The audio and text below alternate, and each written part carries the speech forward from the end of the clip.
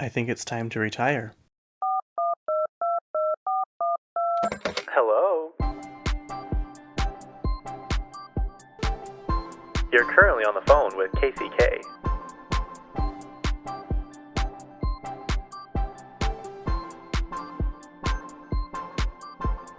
Yep, that's me. I say that because you guys have got me to 500 streams, which to some people might not be a lot, but to me that's great. I've only been doing this for, I guess it's been over 2 months now. This is episode 9, so thank you guys so much. It's been a lot of fun. I've got a lot of good feedback. I know I've said this before, but it's just a really fun thing for me to do, and I enjoy it. And when I'm like taking notes and stuff, it just feels like this is what I'm meant to do. You know what I mean? Like, even if I don't make money off of it, I think I'll do it for a long time because I just talk about this stuff nonstop, especially just in my head over and over and over again. And to my poor coworkers who just have to listen to it all the time.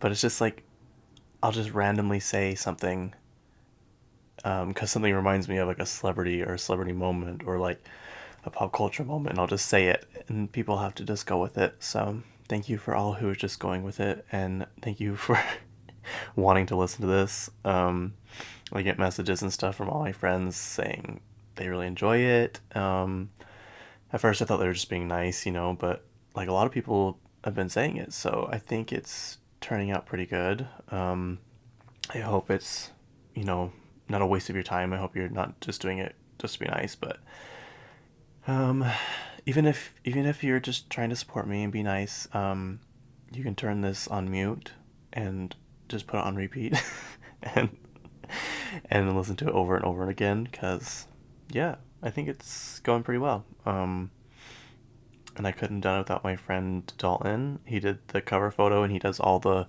really cool weekly, like what's in this episode, like all those pictures and all that stuff that I used to promote this. And so there's no way in hell I could do any of that. So thank you, Dalton, for that. And thank you to Edgar. He's the one that did the intro sounds. And yeah, it's great to have friends who have talent because my talent is talking about other people's talent. Okay, I actually have to hurry because, of course, I procrastinated and I have to leave for the airport in 30 minutes. Luckily, the airport is like 5 minutes away here, and it's not a big airport, so it's not like I have to like be worried that's going to be super busy. So let's just start. I have a lot of notes. Also, I want to say I've been watching the Beckham documentary on Netflix. If you haven't watched it, it's really good. I think I'm on episode 2. And I want to kind of do, not maybe a whole episode, but like a half or whatever, just about that. My cousin Georgie, she's like, you should watch the Beckham documentary and then talk about it in your podcast. It's really interesting. And in my mind, I'm like, I was already planning on doing that. I'm way ahead of you guys. Don't worry, I'll get there. So I think maybe next week I'll try and do that. But anyway, let's start. Troye Sivan, he has a new album. Something to Give Each Other is what it's called. It's got 10 songs. The song that you probably know the most is Rush. I feel a rush. And that's all I'm going to sing for you guys, but you get the drift. He has 29 million monthly listeners on Spotify, which is crazy. I mean, good for him, but he has a new, I don't know if it's a single, but a new music video that came out with the album to the song One of Your Girls, and it's got Ross Lynch in it, and Ross Lynch is from the show Austin and Ally on Disney Channel, I guess. And so he's in it, and the song is basically like if if a guy's lonely and all of his girlfriends are busy, he'll fill in as one of his girls. So you just take that as you will, but that's what the song is about. Someone on Twitter is like, does Ross Lynch ever wear a shirt? But Troye Sivan dresses up in, I guess you'd call it drag. It's not like over the top, but he looks like Giselle Bündchen. And I mean, that's not a bad thing because she's really pretty, but I was like, that, like I could not see her. So anyway, it's pretty good. I like that song. Honey is pretty good. I've only listened to a few, but one of my favorite songs, it's not even on this album, is Angel Baby, and it's really good. It's a really sweet song, so you guys should listen to it. Troye Sivan was that YouTuber who kind of transitioned his career into music, so and he's pretty good at it. But I don't listen to him a ton, but I do have some of his songs. Anyway, moving on. Lady Gaga went to play in Las Vegas, which is Katy Perry's show, which I love when celebrities go to other celebrities' events and things and stuff. And Lady Gaga's always been one to root for everybody, which makes me happy. And there was that kind of rocky time between her and Katy with the whole Kesha drama, and I think Katy said something about being sacrilegious to sing about religion when she released Judas. I don't know why. I don't know why Katy says something sometimes, but she does. Um, what else did she say? There was something else too. But anyway, yeah, she went there, and she also went to U2's show at that big Sphere thing, which my coworker was asking me. He's like, "How much do you usually pay for concert tickets?" He's like, "How much would the average Taylor Swift one be?" I'm like, probably the average would be like $250. He's like, "That's what I thought, but these tickets are $750." I'm like, "Ooh, that's a lot of money." I wouldn't pay that for U2, but I mean, people are dedicated fans of theirs. So anyway, yeah, Katy Perry only has, gosh, what is it, 4 shows left, and I'm going to the very last one. So if you guys didn't get to see Play, that sucks for you because it was really good, and I'm sure it'll come out on some kind of streaming platform, but you should watch it. It's like a whole show. She like pretty much is like a doll, kind of like Toy Story. It's like you see the point of view from all the like the furniture is ginormous and stuff like that, but it's good. Um, yeah. Also, Katie, there was a video of her come out on Twitter, and she's like, "Don't forget to be grateful for the dreams that you're currently living. Like, of course, I want to go on and release KP6, which would be her next album, Untitled, and go on a world tour. But I'm so excited for what that day. I'm so excited for when that day comes." Um, so she's like, "I'm just grateful to be present in these last 7 shows." I feel like she's had to do a lot of therapy because how just pretty much everyone turned their back on her. I saw a quote. I don't know if it's legit, but she's saying, I think it's in the Olivia Rodrigo Rolling Stones article, which I will be getting. Don't worry, I'll find it.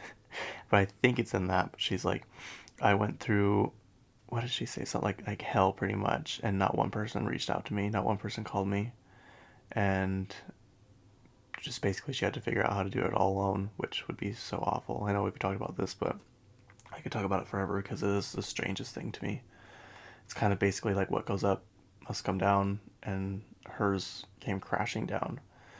But anyway, that I could talk about this forever. I'll just move on. um, let's see. Oh, so Katie does this thing where she like after an era or after a big event, she flies a tattoo artist in and gets tattoos with like matching ones like with her and whoever of the crew wants to get it. So like there's a strawberry for one of the boys, a peppermint for Teenage Dream, a prism for Prism, obviously. The one for Witness is kind of looks like an eye. It's on her wrist, and then in the middle is like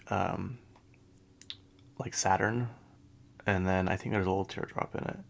She's like, I didn't get one for Smile, and then this one for Play. She's getting a mushroom because there's a part in there with like mushrooms, and like obviously she's wearing the mushroom hat, but she's like, I always get these visions for what I want like things to look like and like cover photos for albums and stuff. And she said the one for Play came to me like just instantly. I knew I wanted to be on the cover wearing like this mushroom hat, so obviously that's what she did.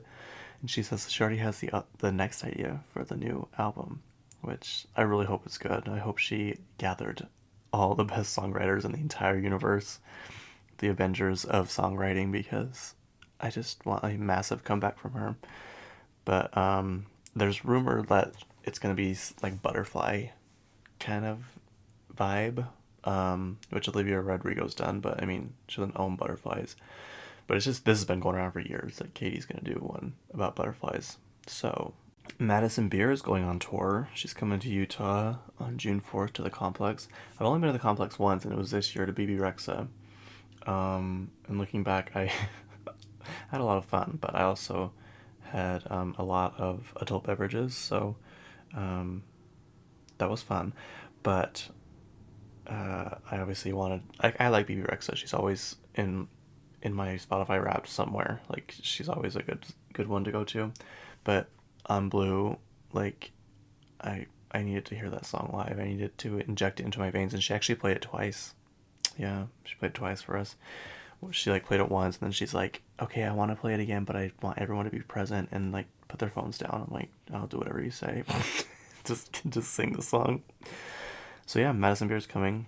I've never seen Madison Beer in like concert, so I think I'm gonna go because I really like her. She's always like in my top like Spotify thing too. So um yeah, well we'll see. I'm sure tickets aren't gonna be like crazy, but I should get them because they're already on sale.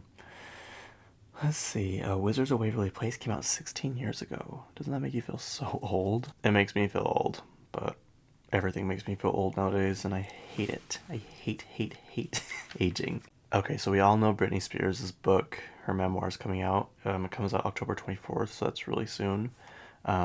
Trust I will be getting it, but we just found out that Michelle Williams will be narrating it, so that's good. Britney said that it was just too. She said when she was writing it, it brought up a lot of good emotions, a lot of bad emotions, a lot of like really tough times, and so she didn't want to read it herself, and so she chose Michelle Williams, and I think it'll be good. I like her voice and stuff. She's the wife in The Greatest Showman. She's in Venom. I Feel Pretty, which that movie's so funny, and All the Money in the World. That's the one with the her son gets kidnapped, and I think it's her dad is the it might be her. Yeah, I think it's her dad is like the richest man in the world. He's J. Paul Getty, and I need to look into that because at one point he was the richest man in the history of the world, which that is insane. That's crazy. Anyway, yeah, so that will be interesting. It'll be interesting to see what Brittany puts in the book because supposedly we've heard that she's had to cut a lot of it, especially from one particular um, person who stars in Trolls. Um, yeah, apparently he'll be crying a river once this book comes out because I would imagine she talks about that relationship in it, but I don't know. I just feel like everyone that screwed Britney over should be really scared. I feel like they should be really scared right now because it's going to be uh it's probably gonna be tough. I'm not gonna lie, it's probably gonna be tough. Yeah, so I don't know. I watched 72 Questions with Gwyneth Paltrow, and she uses her Oscar as a doorstop. Like, it's the Oscar I think she won from Emma. And the guy's like, "Is that your Oscar?" She's like, "Yeah, it's a great doorstop." Like, I don't think she loves acting. She's mentioned several times before that she's just like, she'd rather do other things. And Goop just turned 15 years old, which that's weird. Is that right? I feel like Goop is way older than Wizards of Waverly Place. I think that's right. That's what they said. So, her 72 Questions is good. Is at her house in the Hamptons, and I like her. I know a lot of people don't, but I do like her. I've always liked her. Plus, she had that trial here in Utah about running into that guy on her skis, and when she left the courtroom after she won, she leans over to him and says, "I wish you well." I just know that that came out of a place of anger. But knowing her, she probably meant it as like, because she's all into like meditation and just being present, and like letting things go. So who knows? I think it had a little bit of anger behind it. Oh, okay. So apparently, Jada Smith said that her and Will have been separated for 7 years. Um, and so someone on Twitter was like, "So that slap was for nothing." These two are the weirdest people. I don't mind Will, but Jada kind of bugs me. And I don't know if I already talked about this, but when Tristan and Jordan had that cheating thing, um, like Jordan came on that Red Table Talk, which is Jada's talk show thing on, I think it's on Facebook. And Jada's like, doing the introduction, and she's like, this thing has has torn 3 families apart. And I'm like, three? What, three? Okay, so she means the Woodses, the Kardashians, and the Jenners. And she's like, the Woods, the Kardashians, and the Smiths. I'm like, what do you have to do with this, Jada? Like, what are you even talking about? Why are you dragging yourself into this? Oh, when I heard that, I was, but it doesn't surprise me. Uh, yeah, I don't know. I don't dislike her, but I don't. She just does things that are weird. And apparently, she said she thought the slap was a skit too. And I'm like, I don't think you did. I think you're just throwing him under the bus now. But yeah, I guess they're doing a movie about, I think it's Martin Luther King, and Chris Rock is producing it. And someone's like, well, I know who won't be starring in it. People are so funny. I just love it. Supposedly there's a Mean Girls reunion happening. I don't know if it's like a movie or something, but Lindsay Lohan, Lacey Chabert, and Amanda Seyfried have all been spotted in a lot of pink, holding Mean Girls like cards. So that should be interesting. I wonder if they're doing something. This just came to me. I don't. It's probably what it is. For the new movie, the musical that comes out. Supposedly some theaters saw it when they watched the Eras Tour movie. Some people got to see the new trailer for the Mean Girls the musical. I didn't. I didn't get to see it. I saw it last night and it didn't show up. But that movie comes out January 12th and it actually looks pretty good. So I heard the Broadway show was good. I never got to see it. So this will be fun. We get to see it like movie form, all cut and clean and crisp. But yeah, Bangers turned 10 years old on September 30th, which is just crazy. I got my vinyl. I got my 10 year anniversary vinyl. Again, I don't have a record player. I think that's what I'm gonna get myself for Christmas.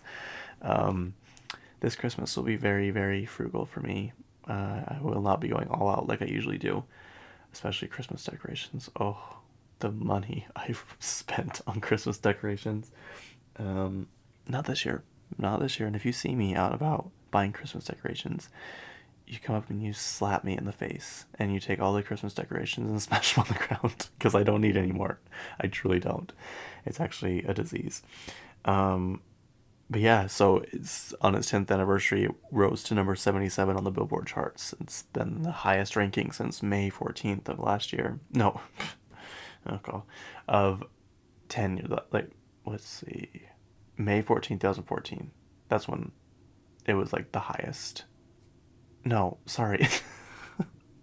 The highest is obviously number one. Um, you know what? The last time it was this high, it was May 14th, 2014. That's what I'm going to say. I don't know why it took me so long to get there. But, so that year, well, 2013, I guess, there's Prism, Art Pop, Bangers, and then Pure Heroin by Lorde. And I think I'm going to do an episode about all 4 of those. Maybe just the 3. Maybe not Lorde's, but Lorde's was good. Because I remember that time in music and it was so good. You guys, it was so good. That was like the last, well, maybe 2014 was like the last great year until music started coming out, like Billie Eilish's. And at first I didn't like it. I didn't like Billie Eilish. I was like, this is sad and depressing. Why do I want to listen to this? Like, I want fun, happy songs. But that's kind of what the vibe turned into for the next, I don't know, 5 years, 6 years. So I've adjusted now, but I'm ready for 2010's hits to resurface and more music like that. So let's hope that's the case. New photos of Glenn Powell and Sydney Sweeney's movie have come out, and it's called Anyone But You. I mean, we've seen this before. It's one of those, like, they don't like each other, but they pretend to be in a relationship because one of them needs something or something. I don't know. But the movie comes out December 15th, and I like both of them actually, but I really like Sydney. Did you know she went to law school? I probably should double check this, but I'm going to tell you anyways. She went to law school so she could learn how to read contracts when she signs like deals in movies and TV shows and stuff, because she wanted to be able to know what it was saying. Also, she's like really good at fixing cars. Like she's partnered with eBay Motors and like builds cars and goes to car events and stuff. Like she's really really smart and really driven. And the thing that bugs me though is she eats candy all day, like tons and tons and tons of candy. She's like, but I just only drink water. And I'm like, how do you look like that and eat that much sugar? Like how? How is that even possible? I don't know. It bugs me. It bugs me when people can do stuff like that, and it's just so easy for them. But who knows? Maybe she eats other things too, like lettuce and stuff behind the scenes. But in her GQ interview, she said all she eats is basically sugar, and she showed like she pulled stuff out of her bag. She's like, "This is breakfast." It was like 2 boxes of some kind of candy, Reese's Pieces and Skittles and stuff. And I'm like, how are you not sick, and how are your teeth not falling out? I don't know. When they were filming this movie earlier this year, there was that whole drama between like they were getting too close, and um, Gigi Paris was I don't know who that is. I just read it. She was dating Glenn Powell, and apparently they broke up, and she was claiming it was because of him and Sydney being too close or something, but I don't know. Apparently the couple have broken up like a million times, so it's not even that shocking. Okay. So Kardashians, obviously, I want to talk about last episode, when Kim goes to Harvard, and I think that's so cool. Could you imagine being invited to Harvard to talk about, especially like when you see early on in her career when how people were so mean to her, and like they just thought she was like this vapid valley girl who didn't know anything and just had the sex tape, and she's famous for being famous. Do you remember that? I wonder when that stopped being a saying. They're famous for being famous. It's been a long time since I've heard that someone say that, because obviously they're famous for being amazing entrepreneurs and shows and all that kind of stuff. But there's a guy, when she was at Harvard, he's like, your level of insight and your conviction and the thoughtfulness is on par with the best consumer CEOs. And you know what? I've always said that. I've always said that she is the most. She's just. She was born to be a businesswoman. Like she just has that drive to do whatever she wants, and I know she runs on like 4 hours of sleep, which there's no way in hell I could do that. Absolutely not. But yeah, this brings up a good thing I've been trying to figure out how to like segue into this. I have this category in my head of two types of people. People that wash their face and get ready for bed, and people that don't. I don't. I mean, I obviously do, but if I'm tired, no, I won't. I will not do it. There's no way. Like the other night, I was watching the Beckham documentary and I was falling asleep, and it was only like 7:30, and I'm like, no, I'm not getting back up. I turned the lamp off and went to bed. But what I mean by this is, um, no matter how tired she is or whatever's going on, like how early she has to wake up, she always gets ready for bed. And there is one time where she didn't, and she says that in the last season. It's on Christmas Eve. She's like, I just slept in my makeup, which is unheard of, but you know what I mean. So whenever I say from now on, she washes her face every night, or she doesn't wash her face, should I just say she washes her face? That means that they're in a category above everybody else when they can get ready for bed even when they're so tired. Because is that just a me thing? When I'm tired, I'm done. Like I truly am done. I cannot fathom doing anything else. So, yes, Kim is in the category. She washes her face, and that's what I mean. Like she just is disciplined, and I don't know. She's not afraid to try new things. Like the SNL skit, everyone was like, "Oh my gosh, that's gonna be awful," and it was actually really funny. And people were like, "It's really funny." I actually unfollowed Deborah Messing because she tweeted, "Oh, so we're just letting anybody in now or something, or what happened to when SNL was actors?" And I'm like, you know what? Why? Why does that matter? Why do you care, Deborah Messing? Like, just collect your royalties from Will and Grace and move on. Like, why does it matter? And I like Deborah Messing. I don't. It just bugged me. It's like, why do people have to be like that? I, I don't know. Like, if I don't like something, I'm not gonna go out of my way to tell the person that I don't like what they're doing. You know what I mean? I mean, I guess if it's a bad thing, I'll tell them, but like, if it's not hurting anybody and it's not something to worry about, like, why care? I don't know. I, you know, oh well, that's all I'll say about that. But okay, now let's get to the Real Housewives. Okay, I know all of you love Mary, and I think she says weird, crazy things and stuff. But Mary's mean, you guys. Mary is like mean, mean, and let's not forget she had that weird church where people were worshiping her. Let's not forget that they were worshiping her, like telling her, going up to the pulpit and telling her how amazing she was. So it's like, how accurate is this church? Like, I don't know. I don't get it. But this really bugged me. She's at the party again that she doesn't want to be at, and it's like, why are you there? Why do you know?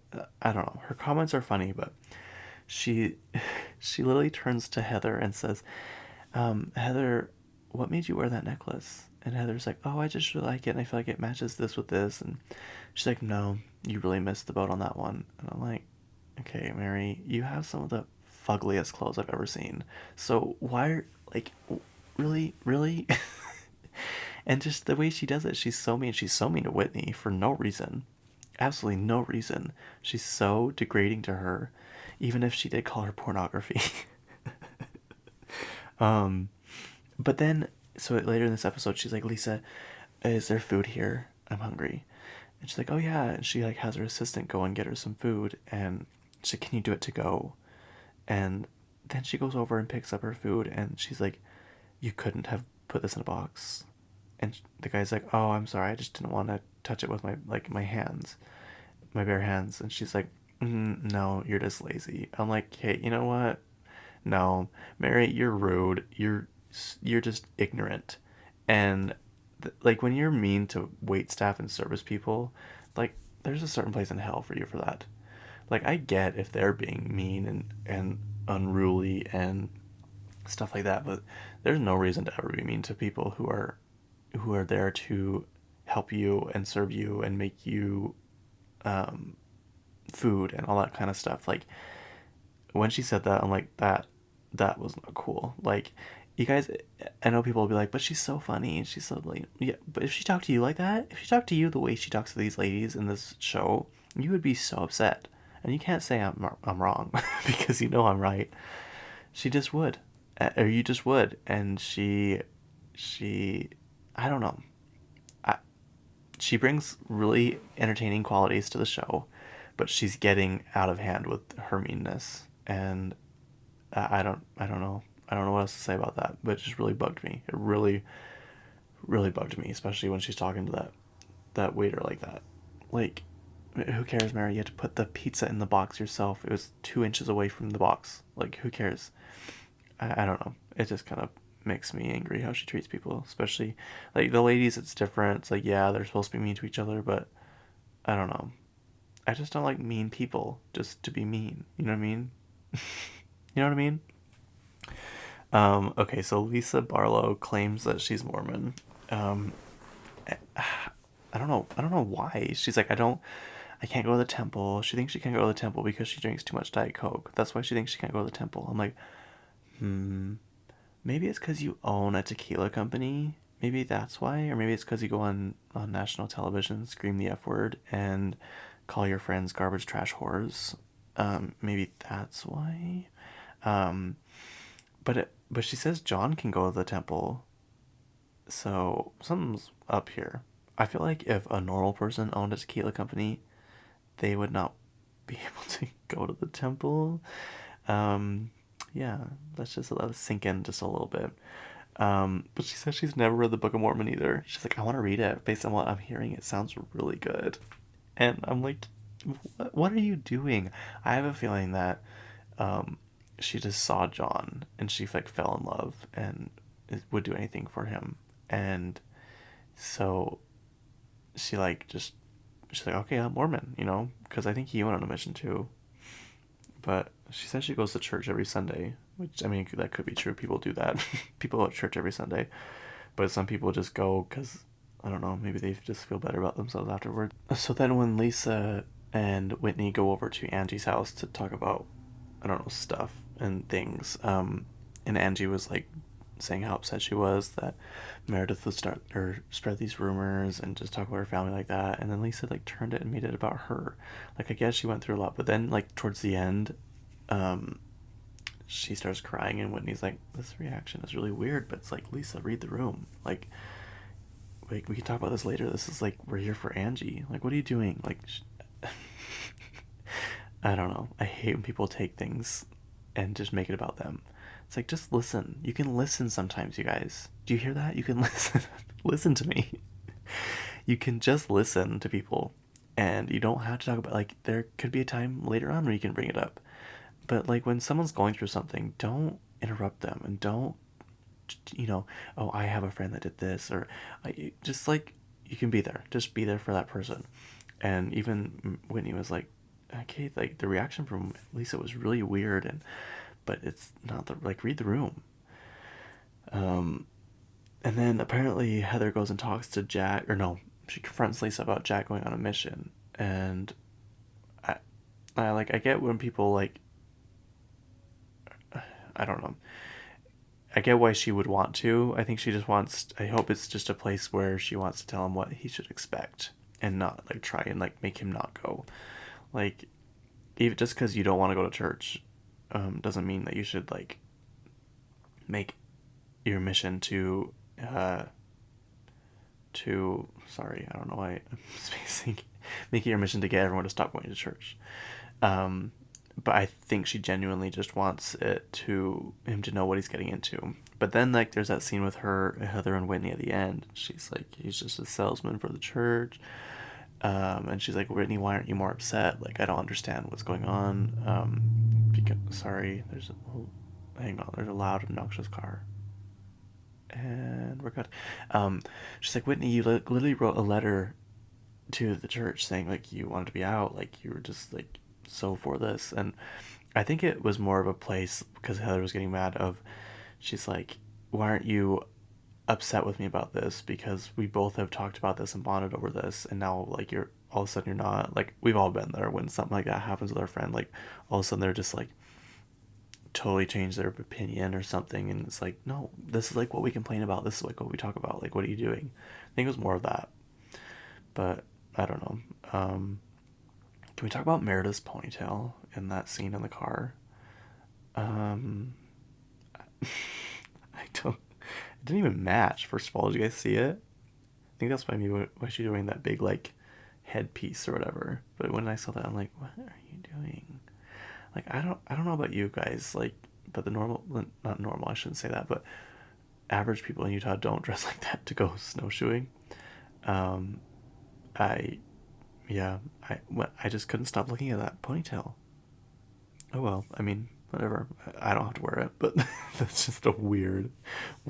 Also, like, I know it's probably scary, super scary for her when she almost got in that car crash, but why would the production add that scream in the background when she's talking about the car crash? Like, the car is skidding and they just add a scream into it. I'm like, you guys, I'm hysterically laughing right now. Why would you do that? This is supposed to be a serious moment, and they add that cheesy, cheap, like horror movie scream into it. I don't know. I just think it's funny. Have your parents ever not been on the phone, or thought they hung up on the phone with you and then told you we're talking about you, how you're a piece of shit and how you hate them, and or how they hate you? Because that's what Monica's mom did. And could you imagine? I'd be devastated if my parents, I heard them say that about me. Um, I just can't imagine. And she's like, Mom, it's not funny. Like, why are you laughing? And she's like, I just was upset. I was mad. And she's like, I would never, even my maddest, say that about my children. Which, I don't know. I just think that this episode was good, but nothing will beat episode 3, you guys. That is the best episode of Housewives history. Um, the Wonka trailer was released. I didn't get to actually watch it all, but it comes out December 15th, and I'm really excited because Timothy Chalamet's in it, And I hope, I'm praying and begging the universe to let Kylie Jenner be on the red carpet, because it'll just be amazing if she is. Okay, so I went to the Eras Tour movie last night and it was amazing. I got my popcorn bucket, I got my drink. I'll post a photo of it. I got my drink. They gave us free posters. Um, let's see, I had my gummy worms. It was just a perfect night. But she did. This is a spoiler alert. If you want to skip, I don't mind. But this is, I'm telling you what songs aren't in it. So, spoiler alert. Spoiler alert. You have 5 seconds to move on or pause it or mute it. Okay, so the songs that she cuts is The Archer, which I'm gonna be honest with you guys, I don't like that song. I know I try so hard. I know it has a good meaning, but the way people feel about me, not me in general, but maybe that too, but the song Me, is the way I feel about this song. I think it is so slow and it just get to the point. Like it just drags on and on. I like the message of it, but I just don't like this song. I'm sorry. I'm sorry. I'm sorry. I know. I know. I'll still listen to it, but it's not my favorite. She cuts The Archer, No Body, No Crime, 'Tis the Damn Season, Long Live, Cardigan, which I thought was weird, Wildest Dreams, and the Seven Interlude, which wasn't much, but the movie's good, you guys. If you didn't get to see the concert, this is like, you basically feel like you're there. So go see it in theaters, because you will not be disappointed. Also, we can't end this episode without saying Beyonce was at the premiere. So that's huge, because Beyonce doesn't go to a lot of things, and the fact that she did that is amazing. So I really hope Taylor goes to Beyonce's movie premiere, because hers comes out in December, and that would just be amazing if she did. I'm sure she will. We all know she has that little private jet, so she can get anywhere she wants. But also, I guess Travis Kelce wanted to be at the premiere, but he couldn't because of, football things. Also, guys, did you know our team won the other night? That's so awesome. So supposedly, this is from an insider. Taylor's new boyfriend is what they're calling him. Sent a $2,500 floral arrangement to her Beverly Hills hotel where she was staying. They said he tried to make it, but with the grueling football schedule, it didn't allow him to come. So our source says he wrote a very gushy card to go along with the gorgeous floral display, and Taylor is expected to meet up with him at his next game. And that was true. That happened. So I believe this little snippet of information that I found on the internet, because she did show up at the game the next day.